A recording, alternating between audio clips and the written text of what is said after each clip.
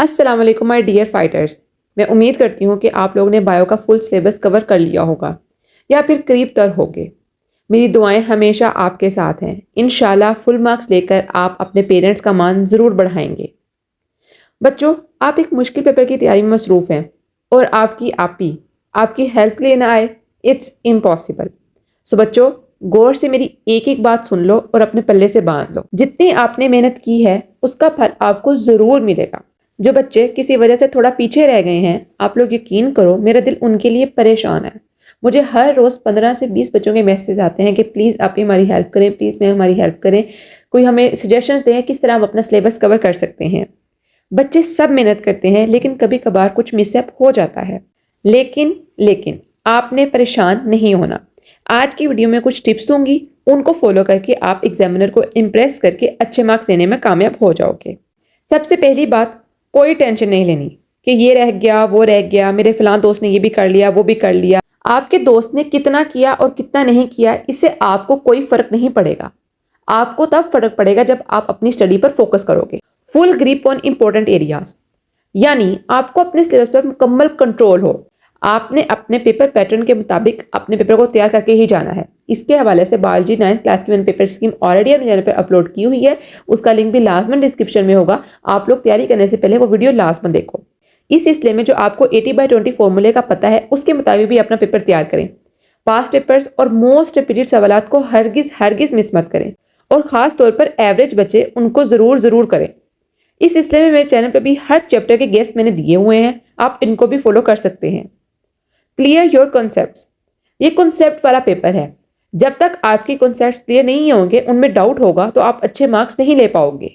Attempting question, अब सवाल ये पैदा होता है कि सबसे पहले कौन से सवालात को हल करने के लिए पहले चूज़ किया जाए।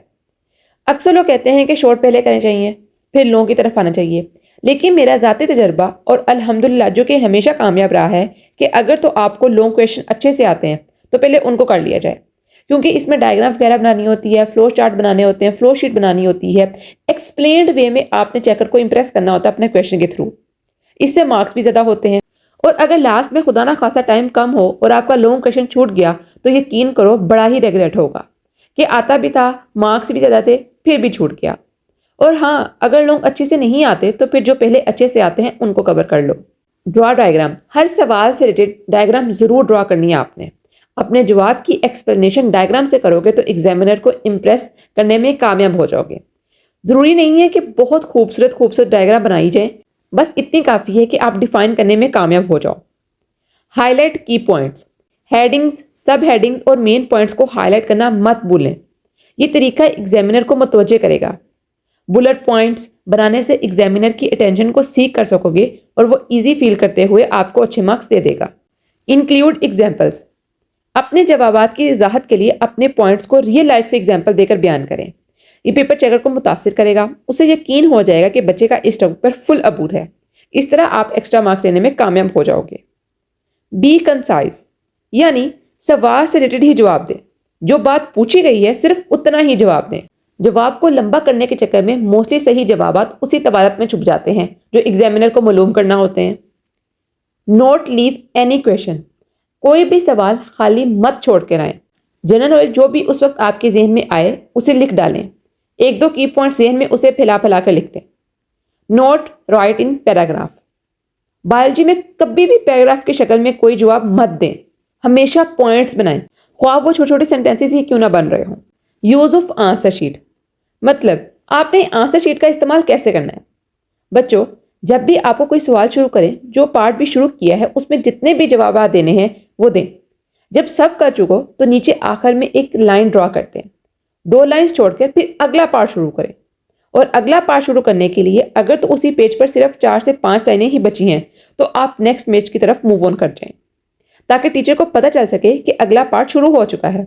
उसे नंबर्स लगाने में कोई गलती नहीं होगी, क्योंकि अगर एक ही पेज पर सारा गंद फैलाओगे तो बहुत दफ़ा देखा गया है कि नंबर नहीं लग पाते। Manage your time, the very important trick of biology paper is managing your time. Bio का पेपर बहुत अच्छा खासा लंबा होता है, इसके लिए फर्स्ट क्वेश्चन से ही टाइम को जहन में रखकर आगे बढ़ें और हर सवाल को उसके मार्क्स के हिसाब से मैनेज करें। बिलीव इन योर सेल्फ, अपने आप पर भरोसा रखें, एतमाद को कभी भी कम ना होने दें। स्ट्रेस फ्री होकर पेपर दें। Save at least 10 minutes. पेपर को कम से कम 10 मिनट पहले ख़त्म करने की कोशिश करें ताकि उसको 2 बार पढ़ के आप लोग चेक कर सकें, गलती वगैरह को भी दूर कर सकें। Use mnemonics. सबसे आखिर में आपके लिए एक स्मार्ट टिप, अगर बायोलॉजी के अंदर आपको कोई फ्लो चार्ट या फ्लो शीट डायग्राम नहीं आ रही है तो आप निमोनिक्स का इस्तेमाल कर सकते हैं। ये तरीका बेसिकली कॉम्प्लिकेटेड टर्म्स और सीक्वेंस को याद रखने में मदद देता है। मैं हमेशा ऐसा ही किया करती थी। जैसे हमने बचपन में अक्सर रेनबो के बारे में पढ़ा था, हमें रेनबो के कलर्स अक्सर याद नहीं होते थे, तो हमने उसका क्या एक निमोनिक्स बनाया था, VIBGYOR, violet, indigo, blue, green, yellow, orange and red. मेरे प्यारे बच्चों, इन टिप्स को फॉलो करके आप अपनी नॉलेज को अच्छे तरीके से एग्जामिनर तक पहुंचाने में कामयाब हो सकते हो और फुल मार्क्स लेने में कोई भी चीज़ आपकी राह में रुकावट नहीं बन पाएगी। आज के लिए इतना ही। अगर ये वीडियो आपको बहुत अच्छी लगी है तो प्लीज़ चैनल को लाजमी सब्सक्राइब करें, लाइक करें और एक कमेंट भी करके जाएं। तो बच्चों, कल मिलते हैं एक नई अच्छी और एक्साइटिंग वीडियो के साथ। तब तक के लिए फ़ी अमानिल्लाह।